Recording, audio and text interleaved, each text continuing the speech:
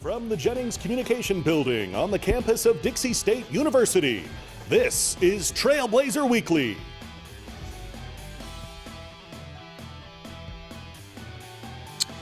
Welcome inside Trailblazer Weekly, inside the Jennings Communication Building on the campus of Dixie State University. I'm Drayson Ball, your host. This is Trailblazer Weekly, and we are live. And what a good show we have for you today. Women's basketball on the set today. Head coach J.D. Gustin alongside senior Kesley Stevenson, as well as junior London Pavliga, two of the returning starters from last year's women's basketball team. They'll be joining us on set. It's going to be a packed, loaded episode for you today. Glad you joined us. But let's start it out as we do every week with our Blazer Beat.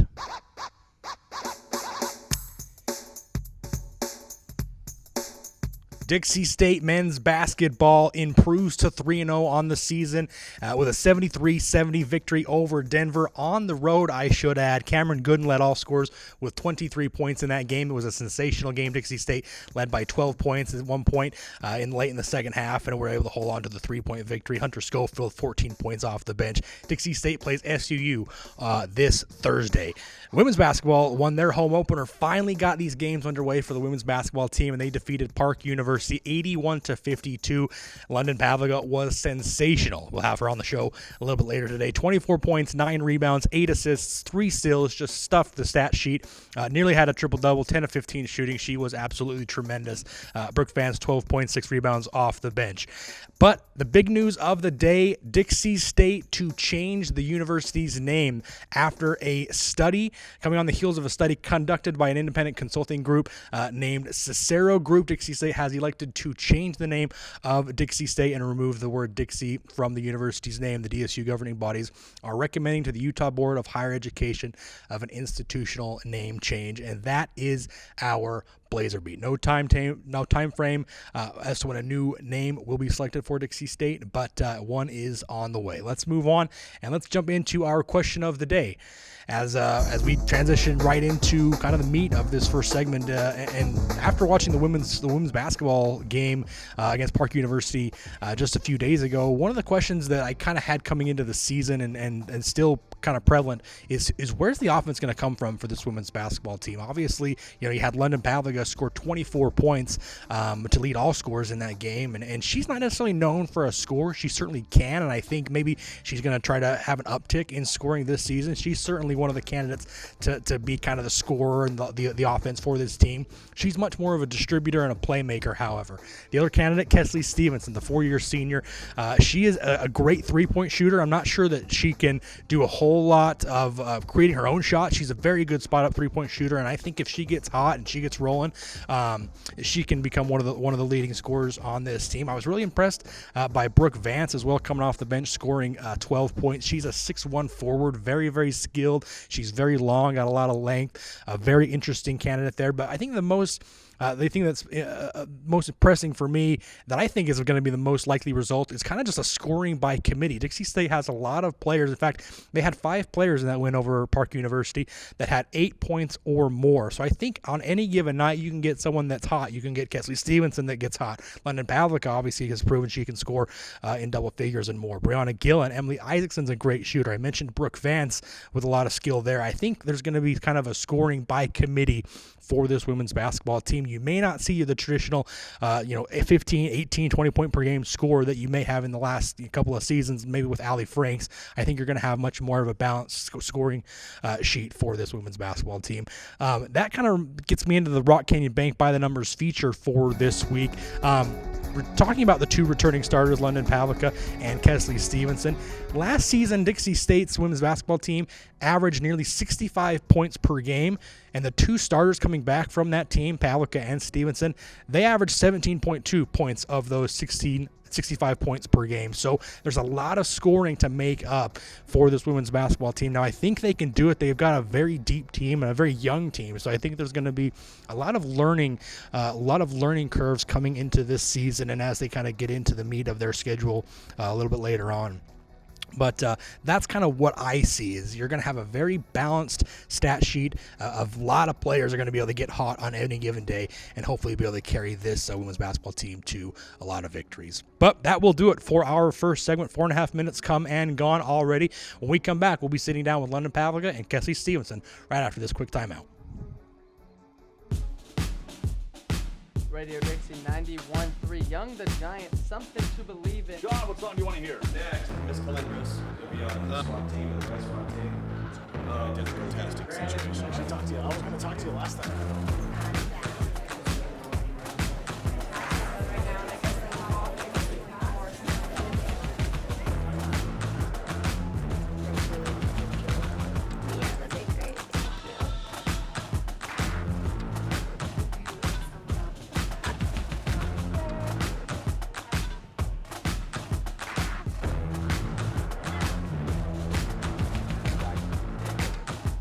Be with us today. We'll be for a second. Hopefully next year will be awesome.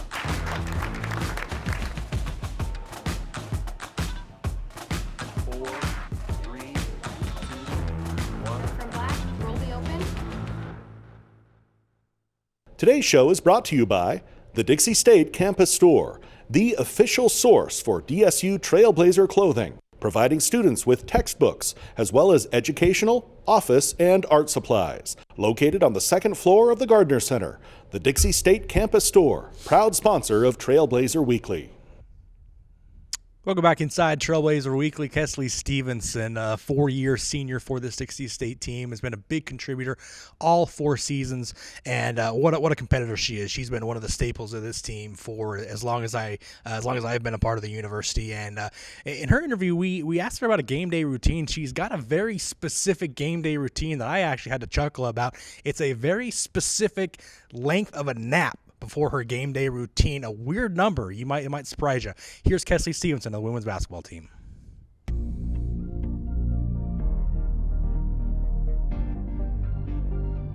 Some of the challenges, I think, first off, not being able to come here right when summer started, to get those workouts in and start the team chemistry and the team bonding earlier. It was definitely a whirlwind of emotions. I think we got to support each other a lot more. Because we all kind of were going through our own things with it. It's definitely mentally challenging. For me personally, being able to adjust to the new restrictions and things like that, wearing a mask every day, online school, things like that. I'm not much of a remote learner. I'm more of, in person. So that was definitely a big challenge for me. But the professors worked really well with us. I feel like one of the benefits, honestly, we talked about this, was focusing more on school with the cancellations. Normally we'd be traveling and things like that. And so we kind of got to lock down and focus on school. It's weird looking back, time really flew.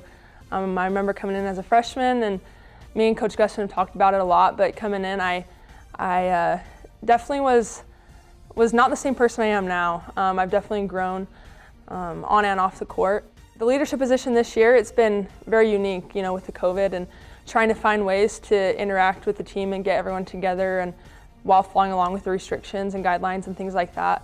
But it's been good. It's been good to be there for the girls, kind of take on the mama bear role, be able to help the girls, and the girls help me, honestly. It's kind of a mutual thing there, and so I'm really glad I've been here. My teammates sometimes give me a hard time. I take a 36-minute nap. So it's kind of funny, but I say it takes me about 6 minutes to fall asleep, and then you have like a 30-minute solid time to get that power nap in. But besides that, nothing too specific, but I have to get the 36-minute nap in for sure. I don't think I have really any superstitions before a game. I do have to play with gum though. That's a big thing. I've always played with gum. It was awesome. It was a super fun experience. I remember I woke up that morning and it felt like Christmas morning, honestly. We were super excited. Our whole apartment was excited. We got there, shoot around. It was a fun experience for sure than the game. I was telling Coach in London that I was probably more nervous for that than any other game.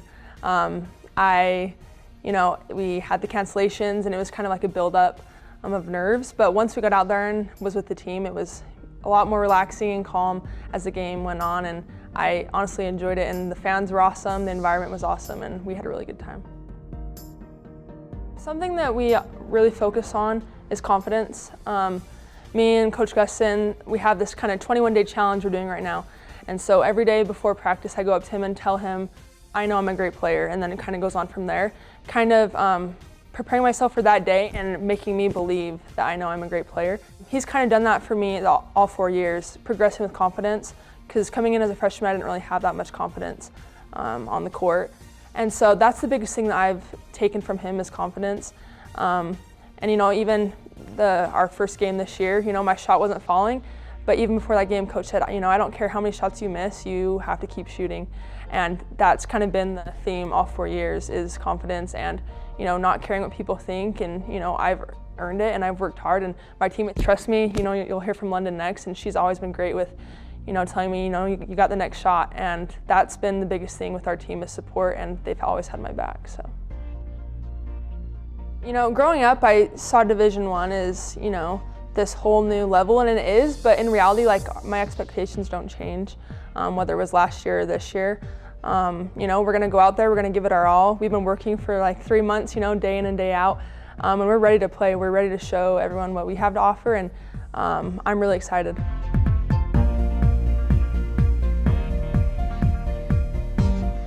These players are everything to us. I have 3 beautiful children at home that I absolutely adore, Avery, Reese, and Drew, all right? And my players, our players are right, just really close below my own kids. We adore them. And Kesley in particular has been through so much. I was very, very hard on her as a freshman. Way too hard. If I had to go back and do it again, I would do it differently for sure. And for her to persevere through that, I just have so much respect for her. Her as a player right now, the way that she's been playing in practice the past 3 months is the best. And we've had some pretty good players, the past couple years at Dixie State.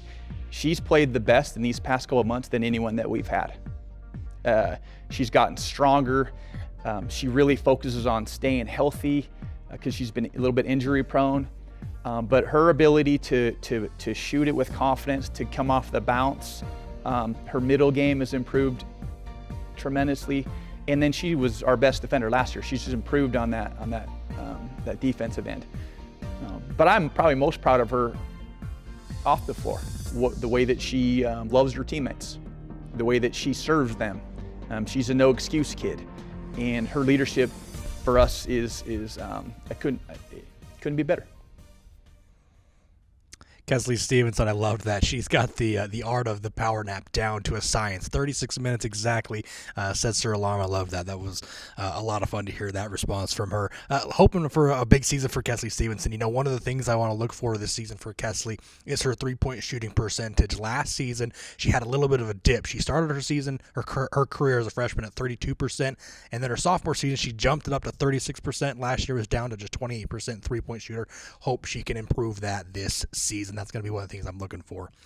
Next up, as you heard from Kesley Stevenson, we'll hear from London Pavlica, junior on this women's basketball team. She has been one of the most fun players to watch over the last 3 seasons on this women's basketball team. And she's going to talk about how she's tried to improve her game every single season. She's really had the mentality going into each and every year to try to get better at the game and her game and her craft and what she does for this women's basketball team. And you'll hear from London Pavlica right now.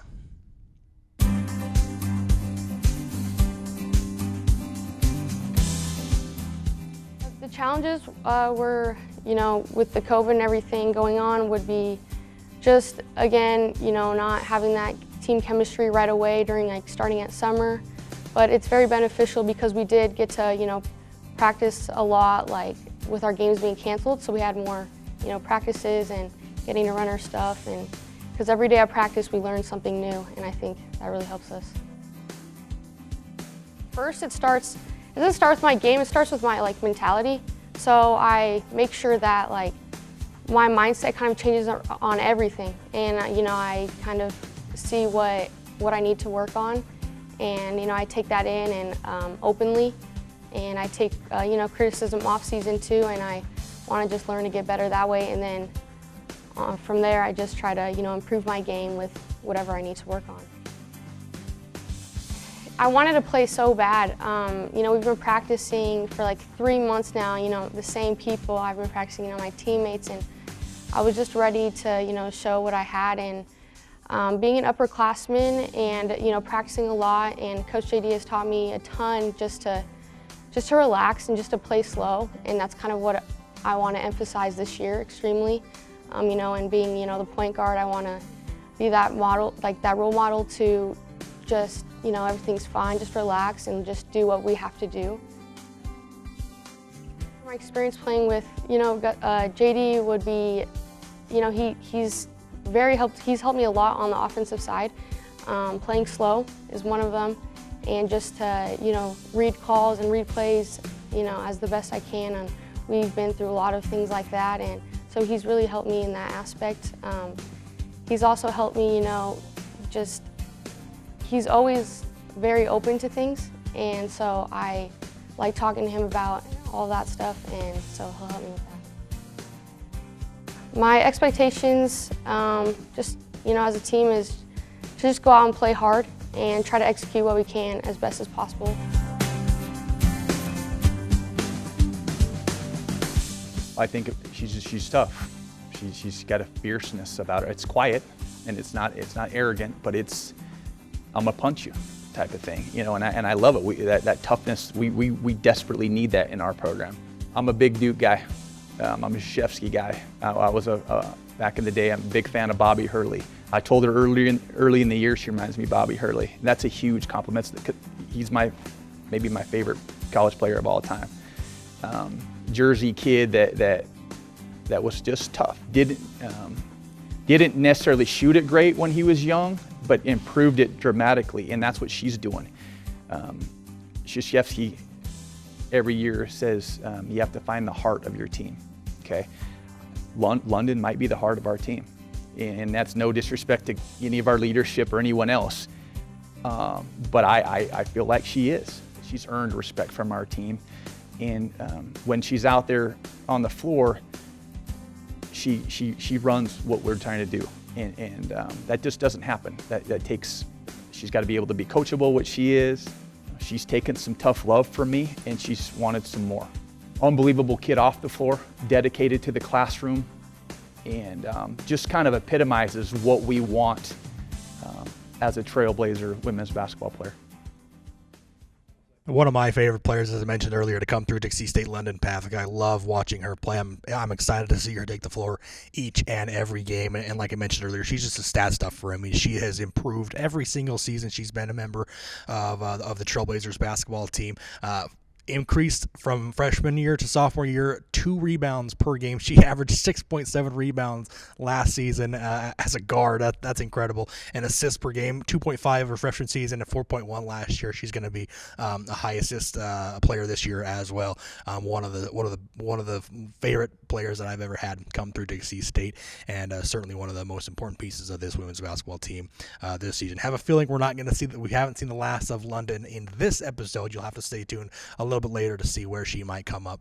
But we've got to take another timeout. On the other side of this timeout, head coach JD Gustin begins this first season in Division I, and we'll get a chance to sit down and talk to him about what his expectations are for this first year of his team. Right back after this on Trailblazer Weekly.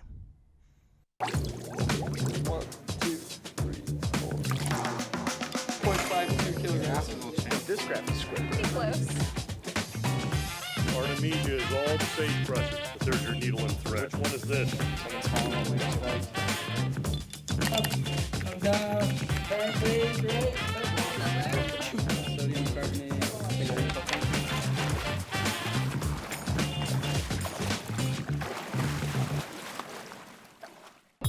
Radio Dixie 91.3. We don't play that. Nope, not that. A big fat no there. That's what we play. And stuff like that. On St. George's only alternative, Radio Dixie 91.3. Oh, and from 9 till midnight, we play this. I need a one dance. And this. Radio Dixie 91.3 FM. Welcome back inside Trailblazer Weekly as we continue on a Wednesday afternoon, and 5 seasons already for head coach J.D. Gustin, entering his 5th year as head coach of the women's basketball team. And I've spoken very highly of J.D. Gustin, and I'll stand by it. He's been such a tremendous help and a blessing for this women's basketball team. Has improved their record each and every year he's been a part of this team, and what great leadership he has. And it was a lot of fun to be able to sit down and talk to him about his first season in Division I, getting his feet wet, the differences and the challenges that COVID has presented to his team in practice and during the games and everything else in between. Let's sit down with head coach J.D. Gustin. Here he is.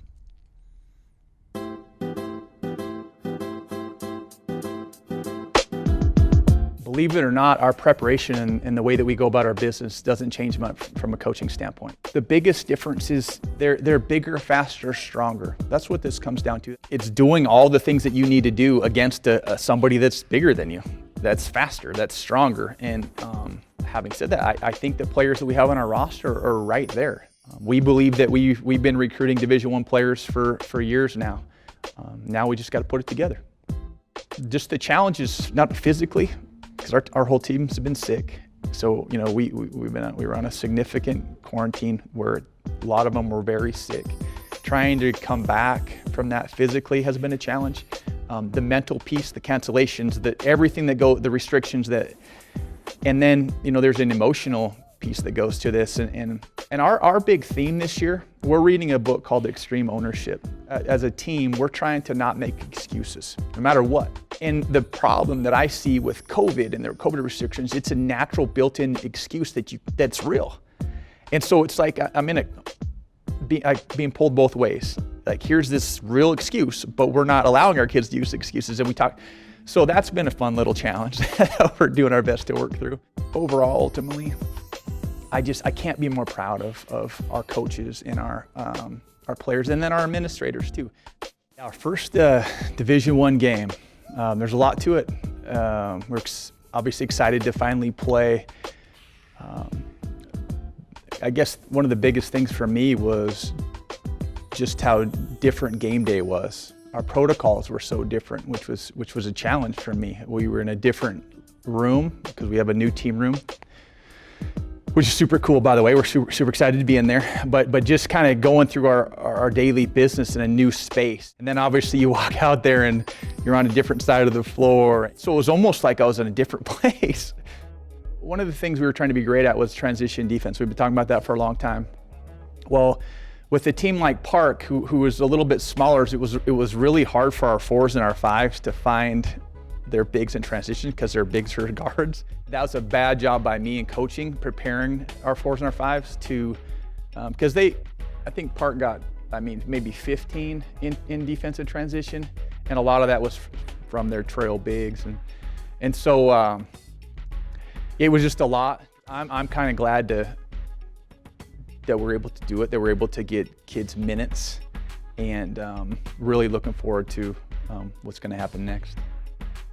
We were okay for our first game, but the, I guess, exciting part for us is, regardless of if you're playing technically, defensively, the way we guard can improve so much. So we're really encouraged by that. We were happy that improved throughout the game. One of the bright spots for us, I think, was our offensive rebounding. We got 17-0 boards. Traditionally, you know, I've not been a very good coach of that. We're trying to do some different things to put our kids in better positions to offensive rebound. That was a big deal for us, but we missed a lot of really good shots, and I think hopefully those are shots that we'll make eventually. We were just fast.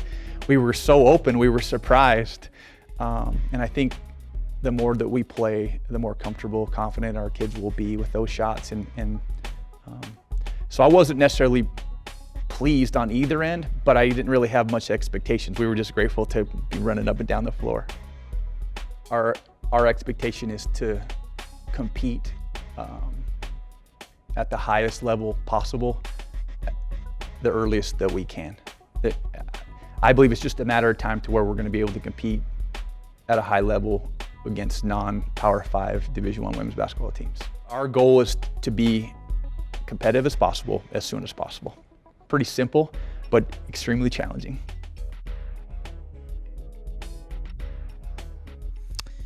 Coach Gustin, like I mentioned, has improved each season. He's been a part of the Trailblazers women's basketball team. 18-12 record last season. Most wins in almost a decade since the 2011-2012 season. 12-10 in RMAC play, in conference play. First time they were above 500 in conference play since 2013-2014. He has been one of the good ones here at Dixie State as far as coaching. I'm excited to see what he does this season in Division I with this women's basketball team at the helm. But we've got to take one final timeout. When we come back, you won't want to miss it. We talk about our player of the week. We give you the highlight or highlights of the week, and we also talk a little bit about the game of the week. Quick timeout and back right after this on Trailblazer Weekly. There's a rush coming. Let's rush best 9 plays from last week in Region 9. Number 1 better be good. One-handed grab, and Luke Wright is going to score a touchdown on one of the better grabs you'll ever see in high school football. Lawrence, are you going to do anything, or are you just going to sit there? This is Henry Bouchard, Cape Girardeau, Missouri. I never found a customer base more in need of fine American-made sucking power than I found up and down the Wasatch Front in the mid-1980s. There's one thing coaches love, it's media guys telling them how good or bad their team is. My pick for the 4A state championship this year when it comes to football is the Stansbury Stallions. Give me a break. This isn't a contest about who can shovel the most corn silage. I like Pine View.